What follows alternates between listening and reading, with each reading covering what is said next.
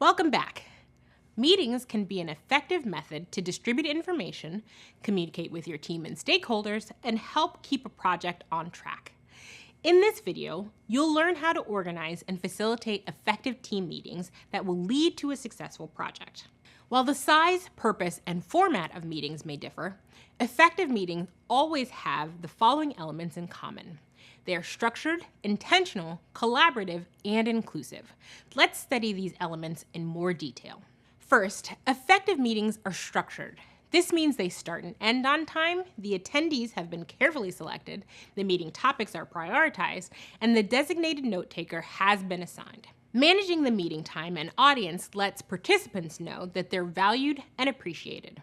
Remember that everyone's time is valuable. If someone's presence is unnecessary, you don't need to invite them to the meeting. Maybe you can share the notes. Include people who can contribute to the discussion and anyone who will be directly affected by the topics discussed. Structured meetings also have an agenda with prioritized topics, so the most important items are given appropriate attention. It's good to think about and set expectations for how long you expect the group to spend on a given topic. This is defined as time boxing, which just means you're setting a time limit for discussion. In a time box, you give each topic a buffer of a few minutes to make sure you're not overpacking your agenda. Keep the meeting time in mind and make sure you've scheduled enough time for the topic you need to cover. If there are several topics you need to address, consider scheduling a few shorter meetings with just 1 or 2 topics as their focus. After your first few team meetings, think about the pacing to know if you need to be more generous with the time given to each topic or if the group has time for a little more. If you get through your topics before your time is up, don't be afraid to call a meeting early. Everybody loves having their time back. Finally, a structured meeting should have a designated note taker, so you or anyone else can refer to the meeting notes later and find out what was discussed. The note taker could be you or another meeting attendee. For this reason, be clear about how, when, and to whom the meeting's outcomes are shared. Again, this all depends on the type of meeting you're having and who is attending. I'll loop back to describe some different types of project meetings in the next video. The next point to consider is that effective meetings are also intentional. This means they have a clearly stated purpose and expectations, which should be in the meeting agenda as well as the meeting invite, so everyone understands why they're attending. The agenda needs to set clear expectations for what needs to occur before and during a meeting. It helps attendees prepare, keeps everyone focused on the right topics, and clarifies meeting expectations and goals.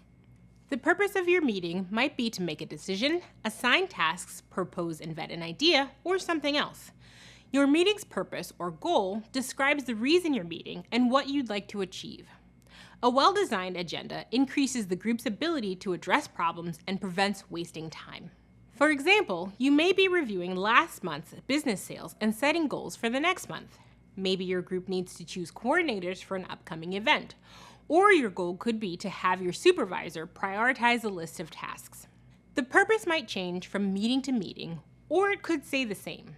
If input is needed by attendees, be sure to send any pre-reading materials in advance of the meeting so that everyone shows up prepared to participate. Depending on the purpose, meetings can be formal or informal, have as few as 2 or 3 group members, or have hundreds of attendees. Whatever it is, make sure you state a clear, thoughtful purpose and strive to achieve that purpose by the end of the allotted time. Another element of effective meetings is encouraging a collaborative environment. Collaboration is when people work together to produce or create something. There are lots of ways to make your meetings collaborative, even if the purpose is for one person to share important information with the rest of the group. One easy way to do this is to be sure the agenda isn't just full of presentations where participants are talked at. Be sure the agenda is clear about the objectives of the session. Will a decision be made? Or is the session for information and discussion? Second, have a digital shared meeting document and encourage participants to write any comments or thoughts directly in the document. But more importantly, remind them that the notes will be shared. This encourages active listening and participation in real time during the meeting.